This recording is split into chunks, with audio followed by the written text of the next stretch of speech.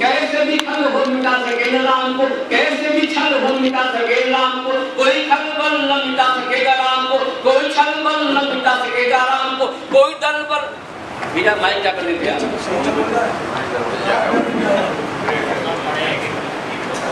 रावण का बल न मिटा सका है राम को, दुष्टों का दल न मिटा सका है राम को, कैसे भी खल हो मिटा सके न राम को, कैसे भी छल हो मिटा सकेगा राम को, कैसे भी खल हो मिटा सकेगा राम को, कोई दल बल न मिटा सकेगा राम को, कोई छल बल न मिटा सकेगा राम को, कोई तेरी यार न मिटा सकेगा राम को, कोई तेरी यार न मिटा सकेगा राम को, कोई विचार न मिटा सकेगा राम को, कोई भी भार न मिटा सकेगी राम को, कोई सरकार न मिटा सकेगी राम को,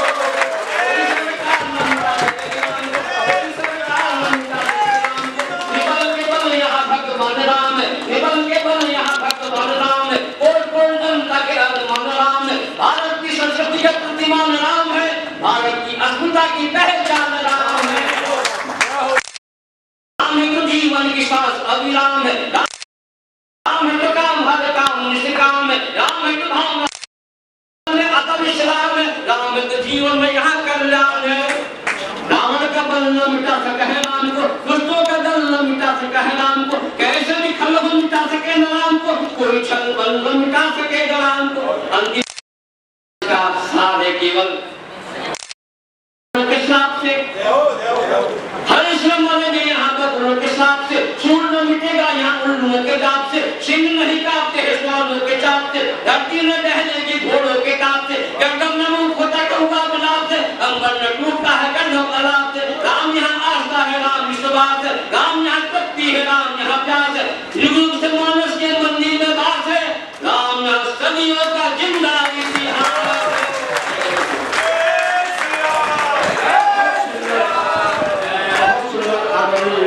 डॉक्टर साहब आपने आज मंच को राममय कर दिया, पूरे सभागार को राममय कर दिया, ऐसा उपयोगी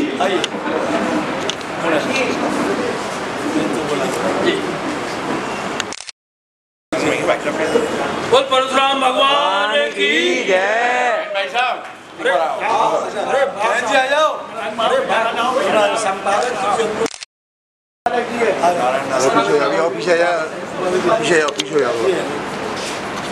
आते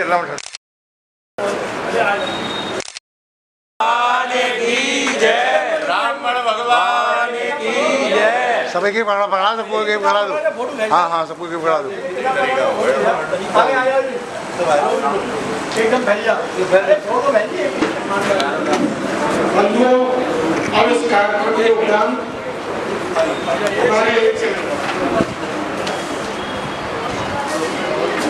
हम लोग भगवान श्री परशुराम जी के लिए पुष्पांजलि अर्पित करने के लिए और अपना आनंद लेने के लिए, जिनकी प्रेरणा से हम लोग जीवित है, सनातन धर्म जीवित है, आज उस शस्त्र और शास्त्र के विद्वान भगवान श्री परशुराम जी के चरणों में वंदन करने के लिए, पुष्पांजलि करने के लिए, उनके प्राकट्योत्सव मनाने के लिए हम लोग एकत्रित हुए हैं। और ब्रह्म भारती पत्रिका का हमने विमोचन किया है। यह पत्रिका मासिक पत्रिका है जो हमारे ब्राह्मण समाज की एकमात्र पत्रिका जिले में है और कोई पत्रिका नहीं है। आज इसके द्वारा ब्रह्म भारती पत्रिका के द्वारा हम लोग आपस में किस प्रकार से हमको समाज में रचना है, किस प्रकार से हमारे सारे संबंध हैं, क्या करना चाहिए, ये ब्रह्म भारती पत्रिका द्वारा हमें हर महीने अध्ययन करने को, पढ़ने को मिलता है। ये पत्रिका हर मासिक है। इसका परशुराम जयंती पर विशिष्ट होता है, निकलता है जिले में निःशुल्क वितरण, और इसका निःशुल्क वितरण परशुराम जयंती में हम लोग करते हैं, जो पूरी पत्रिका को निःशुल्क बांटा जाता है। कोई इसका पैसा नहीं है, क्योंकि हम लोग भी इसके सहयोग से चलाई जाती है ये पत्रिका। आप लोग सभी के सहयोग से ये पत्रिका का संचालन होता है, छपती है और वितरित होती है। धन्यवाद। जय परशुराम।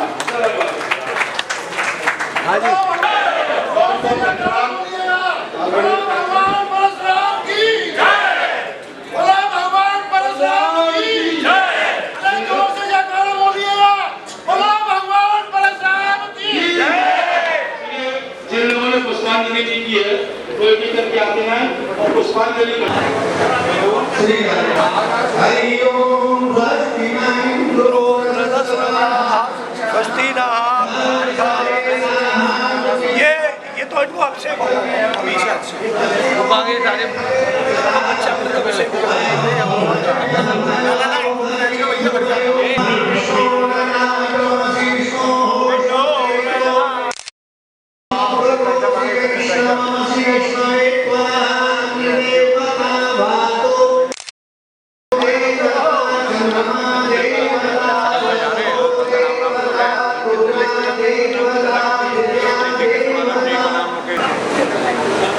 हाथ जोड़ो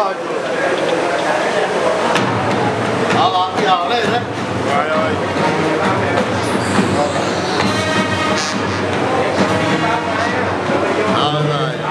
उसके बाद देवताओं का नंबर आया और उसके बाद संतों के लिए भगवान ने अवतार लिया।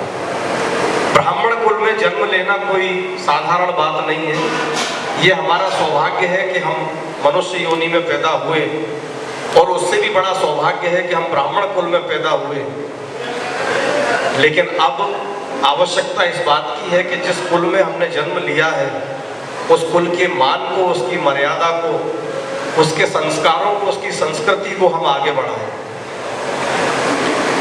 मैं कई बार कथाओं में और सभाओं में इस बात पे बल देता हूं कि ब्राह्मण को अपने तेज को बनाए रखना होगा, अखंड रखना होगा। आज हमारी ये शिकायत रहती है कि सबसे ज्यादा जो आरोप प्रत्यारोप हो रहे हैं वो ब्राह्मणों पर हो रहे हैं, या आक्रमण किसी की मजाल। और अगर देखता है तो ब्राह्मण आज भी ऐसी शक्ति रखता है कि उसकी आंखों में उंगली डाल के उसकी आंखों को निकाल सकता है। ये फरसा केवल दिखाने के लिए नहीं है, जब जब आवश्यकता पड़ी है तब तब इस फरसे ने अपना काम किया है और आने वाले समय में भी करेगा। लेकिन मेरा निवेदन है सभी ब्राह्मणों के श्री चरणों में कि हमारी संस्कृति, हमारा सम्मान, हमारा सनातन, हमारा संस्कार हमेशा ऊपर से नीचे की तरफ प्रवाहित होता है। आज हम अपने बालकों को ब्राह्मणों के साथ, ब्राह्मणों की सभाओं में जब तक नहीं जोड़ेंगे तब तक ब्राह्मणों के बालकों के अंदर ब्राह्मणत्व तो नहीं आएगा। बालक पढ़ लिख के अपनी नौकरियों पे लग गए और धन कमाने में लग गए, और हम भी कह देते हैं कि इनकी कमाने की उम्र है। जब छोटे थे तो हम कहते थे कि अभी बालक है, जब किशोर अवस्था में आया तो हमने कहा कि इसकी पढ़ने की उम्र है, जब कमाने लगा तो कमाने की उम्र है। तो मुझे एक बात बताइए कि संस्कार देने की उम्र कब आएगी, संस्कृति में ढालने की उम्र कब आएगी, भगवत भक्ति में जाने की उम्र कब आएगी? ये सारी चीजें हमें बचपन से ही बालकों को देनी होंगी। और मैं बड़ी विनम्रता के साथ आप सबके श्री चरणों में निवेदन करता हूं कि अभी भी बहुत सारे हमारे मित्र बंधु यहाँ ऐसे बैठे हैं, मेरी बात को कृपया अन्यथा ना लें, मैं बहुत विनम्र निवेदन कर रहा हूं। हो सकता है जल्दबाजी में ऐसा हो गया हो कि जिनके मस्तक पे चंदन नहीं है। देखिए, हम सनातनी हैं। यज्ञोपवीत पहनना, मस्तक पे तिलक लगाना, शिखा रखना, ब्रह्म का अनुसरण करना, ये हमारे कर्तव्य हैं, हमारे अधिकार हैं। अगर हम तिलक नहीं लगाएंगे तो कौन तिलक लगाएगा? वो टोपी वाले तो तिलक लगाएंगे नहीं, तिलक तो हमें लगाना है। जब टोपी वाले टोपी पहनना नहीं छोड़ सकते हैं, अपने छोटे छोटे बालकों को लेके मदरसों में जाते हैं, मस्जिदों में जाते हैं, हम अपने मस्तक पे चंदन नहीं लगा रहे, अपने बालकों के मस्तक पे चंदन नहीं लगा रहे। 2 मिनट का काम है, हथेली पे 2 चंदन के दाने रख के पानी से घिस के अपने माथे पे लगा लेना है। फिर देखिए कितने सुसज्जित लगेंगे आप, कितना तेज लगेंगे। आतताइयों के और आक्रांताओं के खिलाफ खड़े होकर के अपने यज्ञोपवीत की, अपनी शिखा की और अपने तिलक की रक्षा की, और मुस्लिम धर्म स्वीकार नहीं किया, जिनकी बदौलत आज हम बैठ के यहाँ गर्व से कह पा रहे हैं कि हम ब्राह्मण हैं। जब इतने आक्रमणों के बाद, इतनी मुश्किलों के बाद उन्होंने अपने धर्म को बचाए रखा, आज फिर से वही समय आ गया है जब अपने धर्म को बचाने की जिम्मेदारी हमारे साथ है। अपने धर्म के साथ, अपने संस्कारों के साथ, अपनी संस्कृति के साथ और अपने सनातन के साथ या तो हमें स्वेच्छा से खड़ा होना होगा, अन्यथा इतने प्रताड़ित कर दिए जाएंगे कि तब हमें खड़ा होना होगा। एक बार सभी इस पे विचार करके देखें, हम इतनी गहरी नींद में क्यों सो रहे हैं, क्यों इंतजार कर रहे हैं कि जब हमें हमारे घर से लात मार के निकाल दिया जाए, कश्मीर में जो हुआ वो उत्तर प्रदेश में होने में देर नहीं लगेगी। कितनी तेजी से हमारे खिलाफ षड्यंत्र चल रहा है, उस षड्यंत्र को समझते हुए एकजुट हो, ब्रह्म का आह्वान करें। जब ब्रह्म तेज हमारे अंदर होगा तभी हम किसी चीज का मुकाबला कर पाएंगे। और भगवान राम ने भी परशुराम जी से एक बात कही थी कि विप्रवंश की अस प्रभुताई अभय होए जो तुम्हें डराई। उन्होंने कहा कि प्रभु जो आपसे डर गया उसका तो दुनिया में कोई कुछ बिगाड़ ही नहीं सकता, वो तो अभय हो गया। कोई हमसे डरे, हमारा सम्मान करे, हमें स्वीकार करे, ऐसी योग्यता हमारे अंदर होनी चाहिए। वो योग्यता हमें बचा के रखनी है। उस योग्यता के लिए सबसे पहले अपने स्वरूप को संवारना होगा, अपनी संतति को संस्कारवान बनाना होगा। और संस्कार आप बचपन से ही दे सकते हैं। बच्चों को पोयम सुनाना मत सिखाइए, बच्चों को हाय और बाय करना मत सिखाइए, प्रणाम करना सिखाइए, चरण स्पर्श करना सिखाइए, जय सिया राम बोलना सिखाइए। बालक जब स्कूल जाए तो घर में विराजमान मंदिर में ढोक दे के जाए और लौट के आए तो फिर प्रभु की वंदना करें। ऐसे संस्कारों को पुष्ट कीजिए। आप एक बात पे गौर करिए, आप देखते होंगे कि शुक्रवार के दिन हमारे मुस्लिम धर्म के जो लोग हैं समय पे नमाज अदा करने मस्जिदों में जाते हैं, और हम हिंदू लोग अपनी पूजा छोड़कर बड़ी जल्दबाजी में अपने काम पे जाते हैं कि बहुत जरूरी काम है, आज पूजा नहीं होगी तो कोई बात नहीं। हमें काम भी करना है, लेकिन सर्वप्रथम बिना अपने आराध्य की, बिना अपने इष्ट देव की महसूस करेंगे कि प्रभु का रक्षा कवच आपके साथ रहेगा। एक बिना पढ़ा लिखा आदमी जो छोटे से छोटा काम करता है, वो अपनी इबादत को इतना महत्व देता है। हम बुद्धिजीवी वर्ग हैं, और बुद्धिजीवी वर्ग के होते हुए भी हम लोग यदि पूजा पे ध्यान नहीं दे रहे तो कैसे काम चलेगा। एक अंतिम लाइन के साथ अपनी बात को समाप्त करूंगा। एक हमारे साथ बड़ा दुर्भाव हुआ, सुदामा जी की एक बात को घुमा फिरा के पेश कर दिया गया। जब उनकी पत्नी ने कहा कि इन बच्चों के लिए कुछ मांग के लाइए, तो ऐसा लोग कहते हैं कि सुदामा जी ने कहा कि औरन को धन चाहिए बावरी, ब्राह्मण को धन केवल भिक्षा। लेकिन बिल्कुल गलत बात है। आप शास्त्रों में देखो, कहीं भी ऐसा नहीं लिखा। बात दरअसल ये थी कि औरन को धन चाहिए बावरी, ब्राह्मण को धन केवल शिक्षा। ब्राह्मण ने हमेशा शिक्षा प्राप्त की है और शिक्षा ही वितरित की है। आज भगवान परशुराम जी का आह्वान करते हुए आप सभी से निवेदन करूंगा कि मेरे इस निवेदन पर गौर करें। कल से सभी लोग तिलक और चंदन लगाकर ही घर से बाहर निकले। आपने मुझे सुना, उसके लिए धन्यवाद। आयोजक महोदय ने मुझे समय दिया, उसके लिए बहुत बहुत आभार। जय भगवान परशुराम। बोलो परशुराम भगवान की जय। ब्राह्मण समाज के गौरव, शिक्षाविद आदरणीय श्री ललित शर्मा जी से मेरा निवेदन कि इच्छानुसार जितना आपके पास समय हो संबोधन करने यशा